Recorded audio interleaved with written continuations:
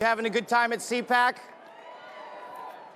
One thing I'm going to ask you to do, take out your cell phone and do the following. Text 56479. Text CPAC to 56479. Live that CPAC 365 lifestyle with us. We've got our events for 2020 posted on the column outside. Come be a part of us in this important year. America versus socialism is our theme this year. And we're going to present some programming here in a very interesting way that I think is going to give you some things to take home with you once you go back to your communities and do our very best to make a difference for America. The first person I want to bring out is my friend Jarrett Stepman from the Daily Signal. Jarrett's coming out right behind me. He's the author of The War on History, The Conspiracy to Rewrite America's Past. He's also a contributor to the Daily Signal and co-host of the Right Side of History podcast. Be sure to listen to the Right Side of History podcast. Jarrett, you are an expert in history, and that's why we wanted to start this off this way. The left, we think, is trying to rewrite history.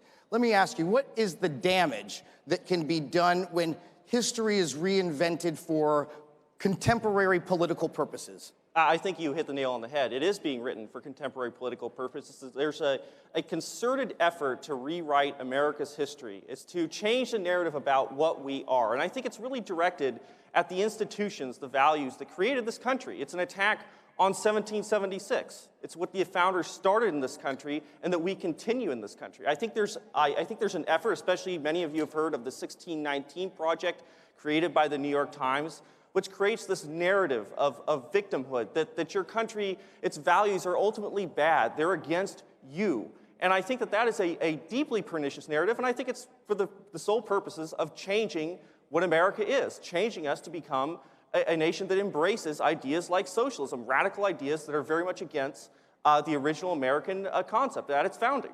The 1619 Project by the New York Times, for those of you who don't know, was created to say that America was not founded in 1776, but instead in 1619 when the first slave ships came over to America. Do you think that the birth defect of our founding, and by that I mean slavery, is should be focused on so much that all of the good things that America has done in 250 plus years should be ignored? Absolutely not. I think when they're trying to look at the things that make America very much unexceptional. I mean, the idea that there are things like slavery in this world, that there are things like tyranny, these are things that are a commonality through history. What's great about America is that we had a system, the principles of 1776, all men are created equal, which allowed that system to be gotten rid of. And I think what's so pernicious about the 1619 Project, thank you. That's right. Feel free to clap. I think what they're saying, especially to young black and brown Americans, is that their country is not for them. I mean, deep down, that's what they are saying. That your country is that the founders were hypocrites. They didn't believe in those ideas. They didn't believe in those principles. But let me tell you, George Washington wasn't a white hero. Frederick Douglass wasn't a black hero. These were American heroes. The 1619 Project is against that. And I think that's deeply pernicious to our society. If we allow the other side, the progressive left, to brainwash the next generation of Americans to the point that we don't look upon those special ideas that we cherish found in the Constitution. The Constitution is just ink on paper, folks. It's those ideas that make America special. What will happen? What's our future look like without the founding and without those values? Well, I think you see where their attacks are coming from. I mean, a big part of the 1619 Project is to attack the idea of capitalism. It's to link it to slavery. I mean, these are two, in many ways, opposing principles. A lot of the people that say for the 1619 Project, well, they rely on the new history of capitalism school of thought that kind of attacks capitalism and links it to slavery. I'll tell you, in the 1850s, there was actually a pro-slavery radical named George Fitzhugh who said that, and he said this, he said that slavery is a form and the very best form of socialism. That's George Fitzhugh in the 1850s. The idea that capitalism and slavery are inherently linked is a deeply pernicious idea, and I think it is. I think a lot of these people, they really do believe that, especially at the end of the Cold War, that frankly the wrong side won. That it was the United States and our system that belonged in the ash heap of history. And they're trying to revive these ideas that have destroyed nations, they've destroyed countries. For anybody who's really examined history, unfortunately, there are a lot of young Americans today who don't know the history of socialism. They don't know the history of these tyrannical systems that have left people impoverished. They've left them without hope for the future. The United States is about hope. It's about hope for our future. And it's based off the ideas that this country was created on. No, we were not a perfect country to begin with. We should never expect to be a perfect country. But what we strive to is to be a more perfect union, what Abraham Lincoln said. That is what makes America great.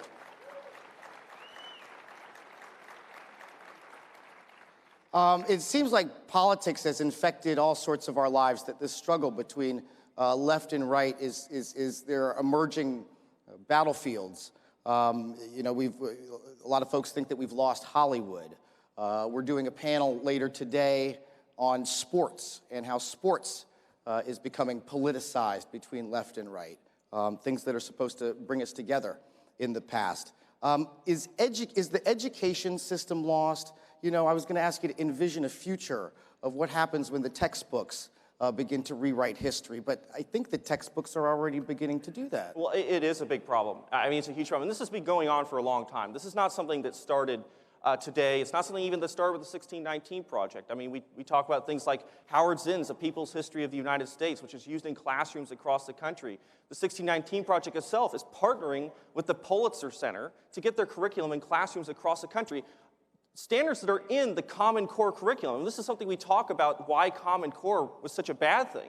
I mean, this is Common Core approved material, this really negative anti-American set of ideas. And I think that is why, when we look at the education system that is not prepared, especially young Americans, to understand the evils of the system of socialism that unfortunately has destroyed countries around the world, it's no wonder that there are so many young people, millennials, people my age and even younger, who don't know that it's a bad thing. They hear this idea about socialism, these kind of gauzy rhetoric that you hear, and you even have people that now defend people like Fidel Castro or communist China. I mean, that's an incredible thing, and we really, unfortunately, we have let down a lot of young Americans. That's why this needs to change. And it happens in classrooms, in your classrooms around the country, very small things. And that's why this is the battleground for the future of America. It's really about education. It's really about culture.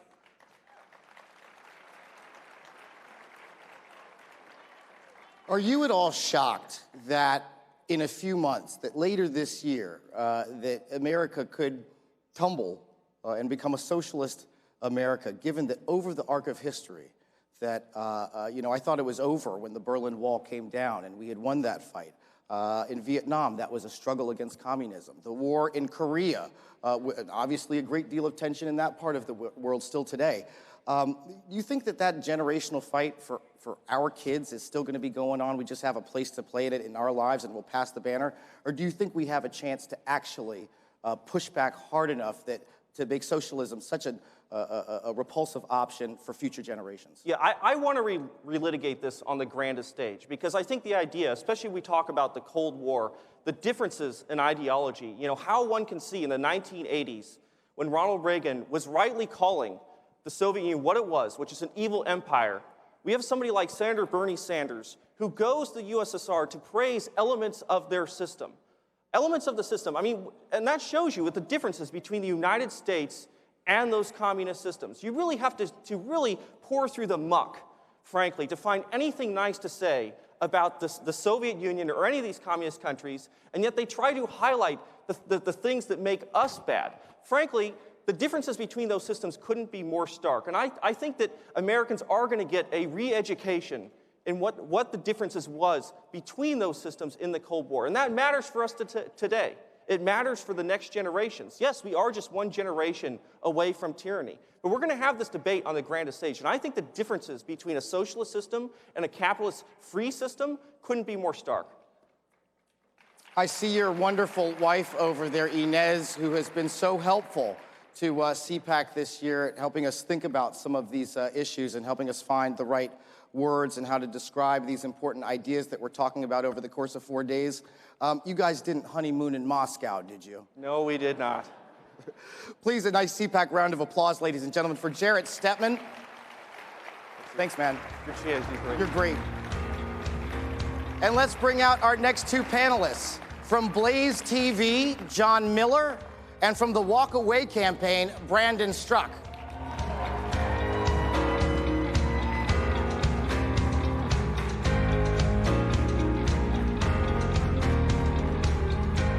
How are you, fellas? Good to see you. Good to see you. I think you got some fans in the house, gentlemen. Yes. John, you wrote a column in October 29. I'm kind of springing this on you. 2019, you mean? 2019? Yep. That's right. It was October 23rd. It said being conservative is the new black. Correct. What's that mean? In the sense that being conservative is no longer allowed anywhere. And, you know, being black, people ask me, I was once asked, how does it feel to be black? Do you like being black? and I said, yes, because that means that you get more privilege than anybody else in 2020 in the world. I mean, and it's so true. If you are black, you have the pick of the crop. You can literally, jobs are literally recruiting blacks left and right. And you have a bunch of people screaming, I'm oppressed, I can't get a job, I'm not being able to get into the school I want. Chances are if you're black and you're not able to get a job, it's because you're not qualified for the job. It's not because of your name, because employers are looking to employ minorities. They have programs, they have scholarships. There's a list of scholarships that are available exclusively to people of color and minorities. So I don't want to hear any more of the stuff about how minorities are oppressed and how minorities don't get their voices heard and how minorities are unable to express themselves. That's absolute nonsense. That is victim mentality, and we need to end it. And being conservative is much more dangerous these days on campuses and just in general than being black. John, being black is a privilege, to be honest. Explain for our folks here who may not be familiar with the term, what's it mean when we hear people talking about being woke? Being woke, okay, so that's a term that was, I believe, coined by Erykah Badu in 2008. And it's a term that means that you're generally aware of how it is to be socially, politically correct, and that you're aware of how to talk to people, and you use the right gender pronouns, and you're accepting, and you're tolerant, and you use all of these crazy words like they and zer to define people. And it really just generally means that you are in the know. And it's a way to oppress people who speak normally. That's it. Yeah. It's a way to silence people who use and act the way they want. And it's a way to basically suppress people for living the way they want. I mean, conservatives who basically have a more traditional worldview are being oppressed by people who want to control their language, they want to control their ideas. I mean, you talk about the Great Awakening, right? I think the name of this panel is The Great Awakening. You go back to the Great Awakening, that was a spiritual revival, right? That was a spiritual revival that gave people a sense of spirituality. It gave them a sense of personal sin and the need to be redeemed and salvation from God. And now it's salvation from the mob, to the sense that if you say that you love this country, if you say that America is the greatest country in the world, if you say that America was not evil and indecent from its inception, you don't have a voice. If you say that you don't want to bust open the borders wide open, you don't have a voice. If you say, I don't believe there are 5 million genders, you don't have a voice. And they are using it with the same kind of fervor, I believe, that was used back during the great actual awakening, the real Great Awakening. And I think that in the same way the Great Awakening kind of sparked the revolution, the Great Awakening is going to actually destroy the country. So I think William F. Buckley famously said, we have to sit there and we have to say stop to people. We're past that point. We can't just say stop. We actually have to fight back and reverse all the destruction that these people have done to the country. When I hear you talking about fighting back, when I hear you talking about raising your voice, it makes me think of the gentleman to your left, Brandon Struck, whose courage that he's exhibited in building this walk-away campaign from nothing into something that is extremely influential and powerful over the course of just a few months, a year and a half. How many of you have heard of the walk-away campaign?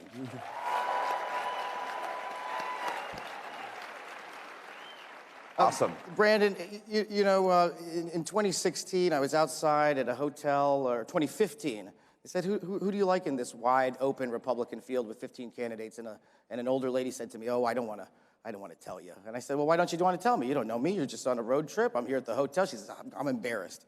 And she said, I like Trump. Yeah. You have given the courage to a lot of people out here to not whisper, to be able to be more outspoken Right. in what's happening in their minds and in their hearts and in their lives and to tell their story. Really, where does that come from, and how do you manage to take people who are each individuals? And of course, we respect the individual, but you've managed to bring them all together and amplify with a single voice. How'd you do that? Well, I'll tell you, I don't think it's hyperbolic whatsoever to say that we are at the crossroads of a possible calamity in this country. This election, I think, is the most absolute important election, certainly of my lifetime, possibly in American history. We have two candidates who exist on two polar opposites of the spectrum. One is fighting for the traditions of America that have made America great and our capitalist, free market society. The other is fighting for a fringe leftist social. I'm just going to go ahead and assume it's going to be Bernie Sanders. Can we just run with that? And so we have, I think, this crossroads where we have these two gentlemen here, and I wanted to make sure that people in this country spoke up and fought back. We have a leader in the office right now who's fighting back for the American people. We should be taking our cues from people like that. And I say, I believe that everything that's happening in this country right now is not an accident, and I don't think it's a coincidence, and I actually believe it's evidence that God has an incredible sense of humor.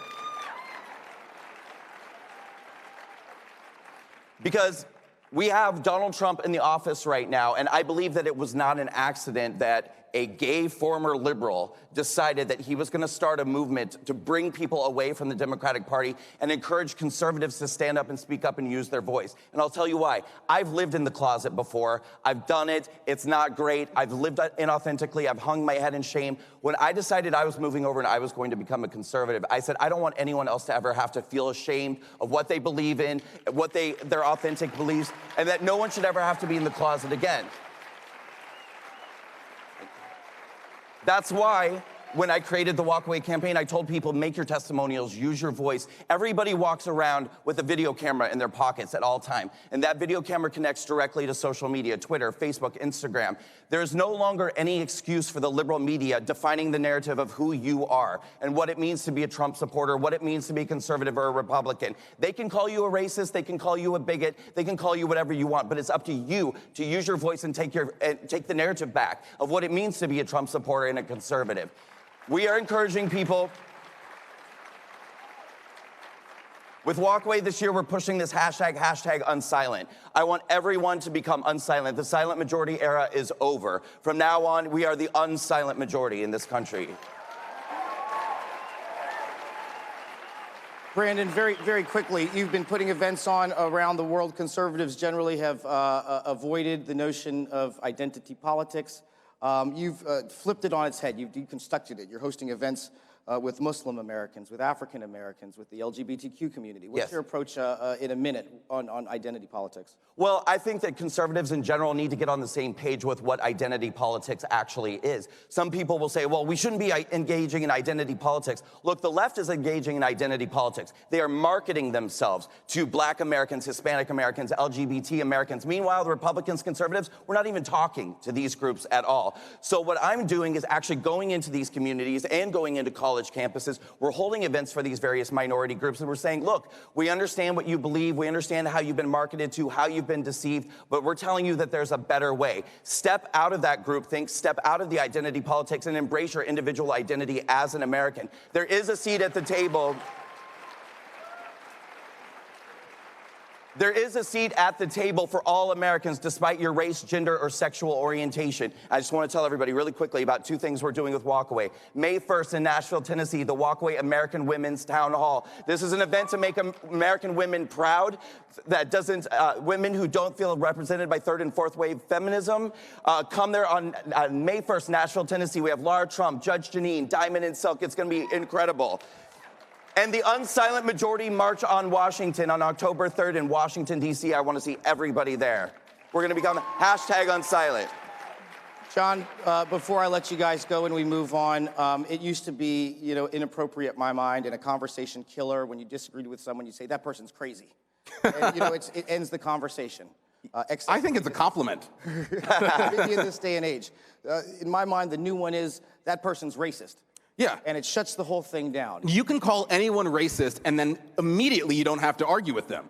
And you know it's nonsense when they're calling people like me racist. The amount of times I've been called racist, the amount of times I've been called white nationalist, it shows that they're just full of it.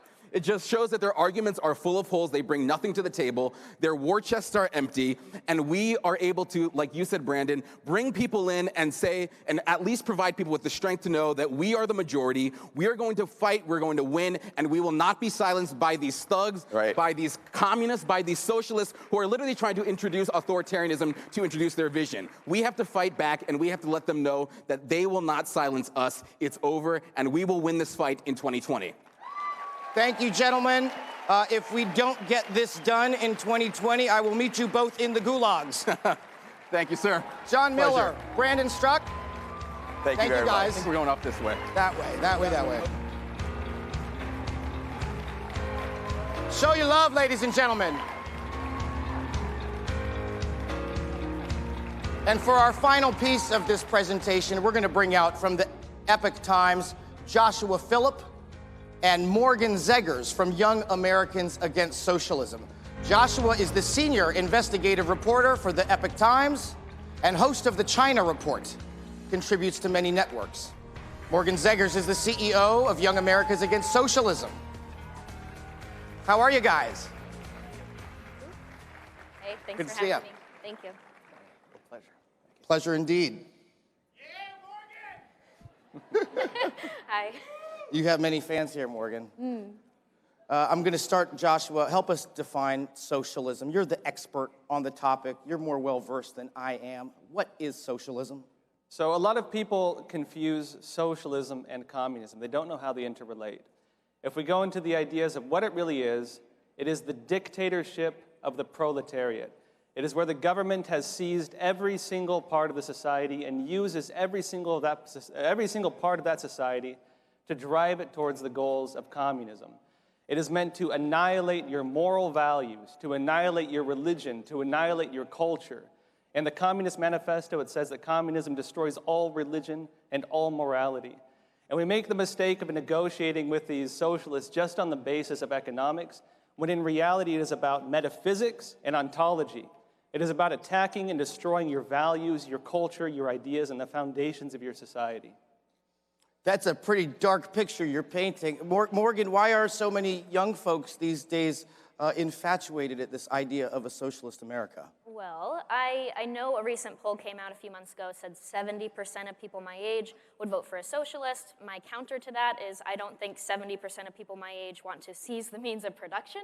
I think they're just falling for the lies of Bernie Sanders. And so Young Americans Against Socialism, we make educational videos about the dangers and the history and the failures of socialism, because Bernie Sanders, he's saying the biggest lie of American politics in 2020, that his democratic socialism will make us like Denmark. The only problem is Denmark is capitalist, so not really adding up here. Joshua, what are the conditions that need to occur in order for a country to turn socialist? So in order for a country to become socialist, there are two different forms. One is violent revolution, where through violent means they kill people, they seize the reins of the powers of the state, and they take control of it, and they use the powers of the state to drive it further along the progressive track on what they believe is social evolution towards the end goals of communism. Or they talk about democratic socialism, which were the social democrats, or the social democrats under, anyways, I'm not going to do it, under Engels, I'm sorry.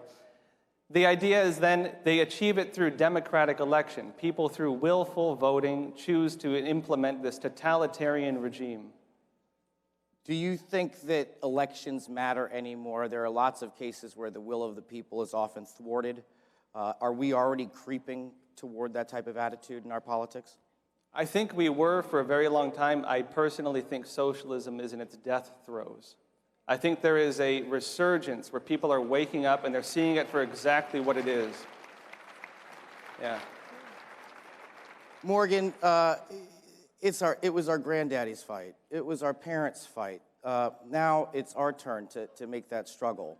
What do you think is going to happen to future generations? Joshua seems to posit that we can get it done, death throes, that this thing is such a repulsive option that perhaps we can get rid of it altogether. Well, I'll tell you what, the polls look very, very negative, but I feel very optimistic about the future of the country. I think my generation is one of the most creative, entrepreneurial, innovative, capitalist generations that we've ever seen. They just aren't able to make that connection that they are truly capitalists. And so I'm saying, be a Republican, be a Democrat, but understand if you want programs paid for in America, you need to have a capitalist backbone. What I say often is we failed our kids in the classroom, but when we did that, we also failed our veterans because they put their lives on the line so that we would have a free and prosperous and fair future for generations to come. And now I think we're spitting on it in the classroom. What would you say, Morgan, to the good moms and dads out there who put in that 18 years raising great kids, and that kid goes off to college and comes back with a bag of laundry and a Bernie Sanders sticker and says, Mom and Dad, I'm a socialist? Well, it's kind of funny. Every time I get off the stage, I have a few mom and dads that come and say, please talk to my child. I sent them for a semester, and now they came back and they're a Marxist. And so I say, have me add him on Instagram, and I'll talk to him. But I think when I started this, I did a lot of research. I found out that socialists really manipulate language. I want everybody to pay attention to the language used by the far left, the Democratic Socialists of America, the Justice Democrats, AOC, the Squad, Bernie Sanders. I want to call attention to one Bernie Sanders campaign video. It starts out saying, what is freedom? And then young people get on the screen and they go, am I free if I have student loan debt? Am I free if I have high health care costs? And this is a good one. Am I free if I only work my dead-end job to get health care insurance? Yes, you're still very free, I'm sorry to tell you. But the problem is that video ends by saying, no, you're not free. Freedom comes from economic freedom, and you aren't economically free unless you have XYZ government program. Freedom is Medicare for all. Freedom is the Green New Deal. Freedom is student loan cancellation. So Bernie Sanders has done what Hayek has said in The Road to Serfdom, socialists have always done throughout history, changed the meanings of basic words. He has now changed freedom from being freedom to live your own life and not be oppressed by a government to now freedom from the responsibility of having to take care of yourself, the burden of being. The left rejects it.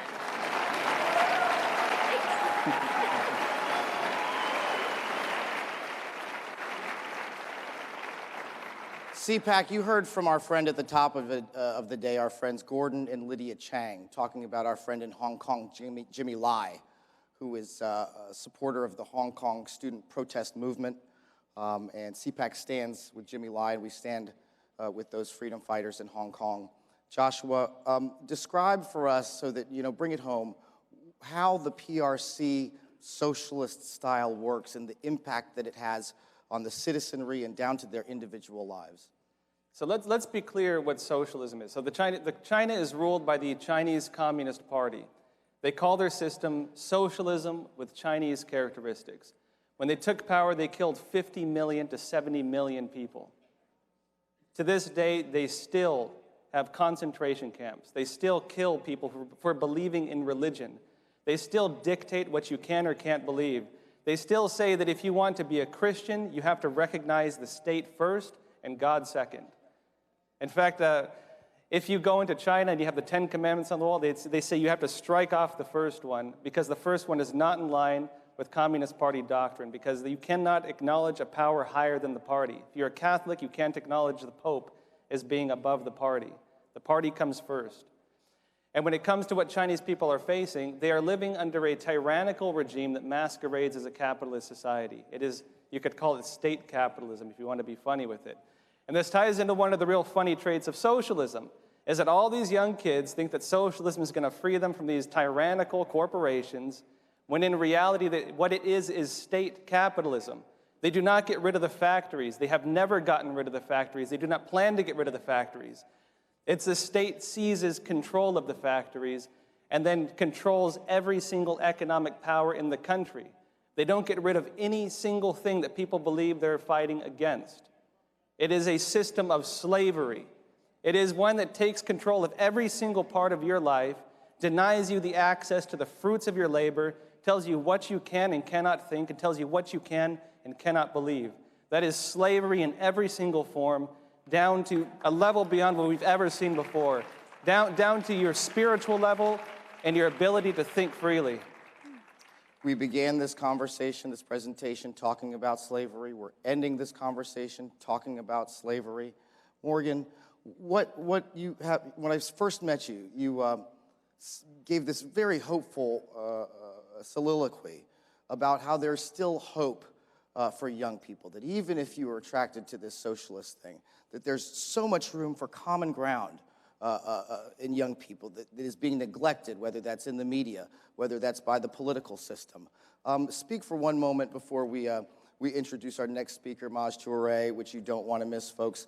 Talk about those hopeful things and those places for common cause that young people should think about, and their parents too. Of course. Well, you know, I love a good political fight. I am a conservative myself, but YAS is nonpartisan or nonprofit. And I really believe if we focus on talking about the 3 issues my generation cares about most, that's protecting the environment, finding affordable health care, and of course the student loan crisis, we can really win them over. And our goal is to not push them away into the loving arms of Bernie Sanders. We're trying to get them onto our side. And so, first of all, with the student loan crisis, every socialist movement throughout history has to create the desire for forced government wealth redistribution, and they're using the student loan crisis to do so. They're saying those evil millionaires and billionaires, those evil rich people on Wall Street, they have money that they don't deserve. It's immoral that they have it. It's not fair. Give me power, and I will use government force to take it from them and give it to you because you deserve it. And so they're really using the student loan crisis to train our generation to support such a radical idea of forced wealth redistribution. The last thing, guys, climate change. Apparently we're all dying in 10 years. They're using climate change to fearmonger and force my generation into thinking that the Green New Deal is the only way to save the planet. But AOC's chief of staff admitted the Green New Deal started as an economic plan to restructure the economy from capitalist to socialist, and then later on they slapped a sticker on it and called it climate change. So I'm not really believing their narrative, and we need to reject that by showing our generation we love the environment, we're conservatives, and we want to protect the planet too. I want you to give a nice CPAC round of applause for Joshua Phillip from Epoch Times and Morgan Zegers from Young Americans Against Socialism. Thank you, folks. Thank you, Ian. I appreciate it. You're good. Thank you. Hey, thank you. Let's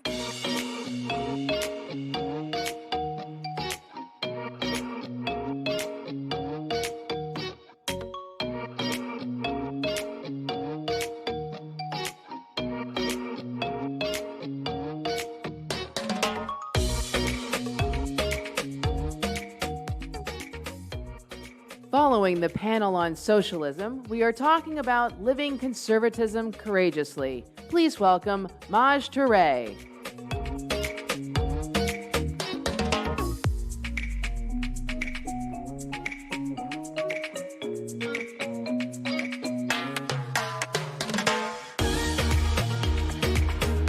What's up? Hey, what's up? So I can tell there's like gun people in the room. There we go. There we go. Okay, so I got 10 minutes. I'm gonna take 8. Okay? Now, this is the part of the, event where everybody gets nice and awkward.